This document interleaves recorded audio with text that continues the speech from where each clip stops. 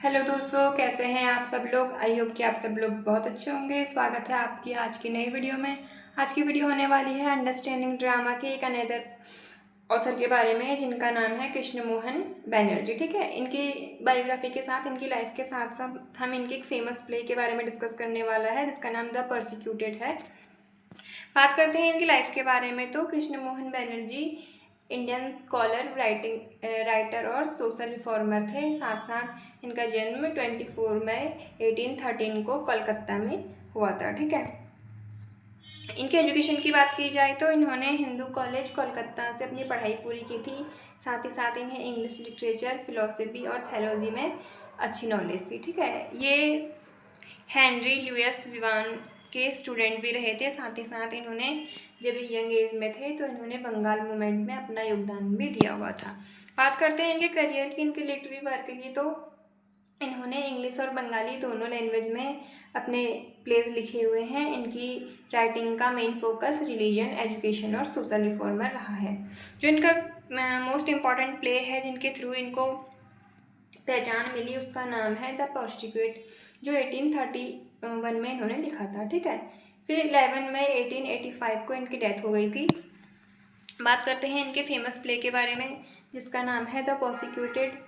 ये स्टोरी मतलब एक ऐसे इंसान की, ऐसे व्यक्ति की बताई गई है जो कि बहुत ज़्यादा मतलब अपने विचारों से जीने वाला व्यक्ति है। वो समाज, सोसाइटी के बारे में नहीं सोचता है। मतलब उसके हिसाब से जो सोसाइटी के रूल्स होते हैं वो बस दिखावे के लिए होते हैं, उनसे किसी इंसान का भला नहीं होता है। ठीक है, मतलब उसका मानना ये है। तो हम स्टोरी स्टार्ट करते हैं। ये स्टोरी एक यंग, एजुकेटेड और इंटेलिजेंट व्यक्ति की है, जिसने इंग्लिश एजुकेशन हासिल की हुई है। वो हर बात को लॉजिक, रीज़न और ट्रुथ के बेस पर जज करता है। वो मानता है कि हमें किसी भी ट्रेडिशन को सिर्फ इसलिए फॉलो नहीं करना चाहिए क्योंकि उन पर पुराने लोग फॉलो करते हैं, फिर उन पर पुराने लोगों ने रूल्स बना के रखे हैं। ठीक है, अगर उसमें कोई कस्टम गलत है या फिर उसमें कोई ऐसी चीज़ है जो हमारे ग्रोथ के लिए अच्छी नहीं है, तो हमें उन चीज़ को मानने की कोई ज़रूरत नहीं है। ठीक है, फिर जो हीरो का ये एटीट्यूड होता है, हीरो की मतलब जो ये सोच होती है, ये कुछ ओल्ड लोगों को या फिर जो हमारे बुज़ुर्ग होते हैं उन्हें पसंद नहीं आती है। हमारे बुज़ुर्ग सोचते हैं कि उनके लिए रिलीजन और ट्रेडिशन ही सबसे इम्पोर्टेंट होते हैं, और वो यही चाहते हैं कि आने वाली यूथ भी मतलब इस ट्रेडिशन को फॉलो करे। ठीक है, और इस पर कोई सवाल ना उठाए, हमारे रूल्स, बनाए हुए रूल्स को मतलब आगे चलाते रहे। ठीक है, पर जो हीरो होता है इसमें वो बहुत ओपन माइंडेड होता है। वो हर चीज़ अपने अकॉर्डिंग करना चाहता है, तो वो अपने व्यूज़ एक्सप्रेस करता है। तब जो मतलब हमारे ऐसे लोग होते हैं जो उसके खिलाफ होते हैं, वो उसके और खिलाफ हो जाते हैं। कुछ लोग उसे अधार्मिक मानते हैं, कुछ लोग उसे सोसाइटी के लिए डेंजर बोलते हैं। मतलब धीरे धीरे सारे लोग उसके खिलाफ होने लग जाते हैं। कुछ तो उससे बातें भी नहीं करते हैं और साथ ही साथ उसकी रिस्पेक्ट भी करना छोड़ देते हैं। ठीक है, सब लोग उससे दूर रहने लगते हैं। फिर जो हीरो के रिलेटिव्स और उसके फ्रेंड्स होते हैं वो थोड़ा सा परेशान हो जाते हैं इन सब चीज़ों को लेके, तो वो हीरो के पास जाते हैं और उससे कहते हैं कि तुम अपनी सोच बदल लो या फिर सोसाइटी के हिसाब से जीना स्टार्ट कर दो।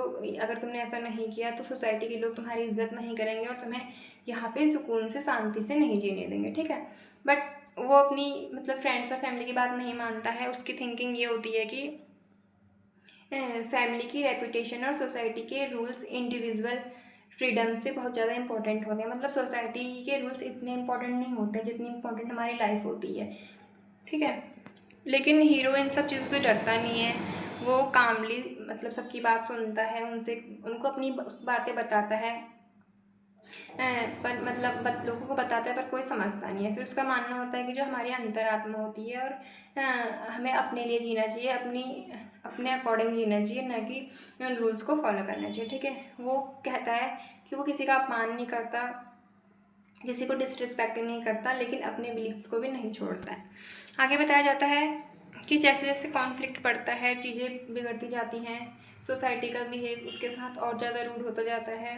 हीरो को लोग गलत समझने लगते हैं, उसे हर चीज़ से दूर रखा जाता है, उसके कैरेक्टर पर भी सवाल उठाए जाते हैं और उसको मेंटली टॉर्चर किया जाता है, टॉलरेट किया जाता है। ठीक है, ये सब देखने के बाद मतलब हमें ये चीज़ समझ में आने लग जाती है कि सोसाइटी कभी कभी इसलिए किसी को पनिश नहीं करती है, मतलब इसलिए किसी को पनिश कर देती है क्योंकि उसकी थिंकिंग बाकियों से अलग होती है और वो सोसाइटी के बनाए हुए रूल्स को मानने से इनकार कर देते हैं, ठीक है। फिर ऐसा होता है कि हीरो के स्ट्रगल को सिर्फ उसके पर्सनल स्ट्रगल नहीं है, मतलब जो स्टोरी में बताया गया है कि जो हीरो का स्ट्रगल दिखाया गया है इस प्ले में, जो मेन कैरेक्टर है जो वो स्ट्रगल कर रहा है अपनी लाइफ में, ये बस उसका स्ट्रगल नहीं है और ये चीज़ बस स्टोरी तक ही सीमित नहीं रहती है, बल्कि ये उन सभी एजुकेटेड और प्रोग्रेसिव लोगों का स्ट्रगल है जो सोसाइटी में कुछ चेंज लाना चाहते हैं, सोसाइटी के उन मतलब जो रूल्स ही नहीं है उन रूल्स को ख़त्म करना चाहते हैं। ये सारी चीज़ें उन पर भी लागू होती हैं, ठीक है। तो जो इस प्ले के ऑथर हैं कृष्णा मोहन बैनर्जी, उन्होंने हमें एक मैसेज भी दिया हुआ है। उनका कहना है कि रिलीजन का जो पर्पस होता है वो पीस और ह्यूमैनिटी होना चाहिए, ना कि ऐसी चीज़ें होनी चाहिए जिसकी वजह से इंसान को पनिश किया जाए या फिर उसकी लाइफ मतलब जिस अपने अकॉर्डिंग लाइफ जीने की इच्छा को मतलब स्वतंत्रता को उससे छीना जाए, ठीक है। आई होप कि आपको ये ऐसे समझ में आए, मतलब ये ऐसे टाइप का ही है, ये आपको समझ में आया होगा। इसके हम कुछ इंपॉर्टेंट क्वेश्चन भी देख लेते हैं जो एग्जाम में पूछे जा सकते हैं। तो इसमें फर्स्ट क्वेश्चन है, discuss Krishna Mohan Banerjee as a social reformer and writer, ठीक है। सेकंड क्वेश्चन इसमें दिया गया है, explain the story of the prosecuted in detail. Third question इसमें दिया गया है, discuss the major theme of the prosecuted. I hope आपको ये वीडियो समझ में आई होगी, आपको ये स्टोरी अच्छी लगी होगी और आप अपनी थिंकिंग को अपने हिसाब से जीना चाहते होंगे, ठीक है। तब तक मिलते हैं नेक्स्ट वीडियो में, तब तक के लिए बाय बाय, टेक केयर।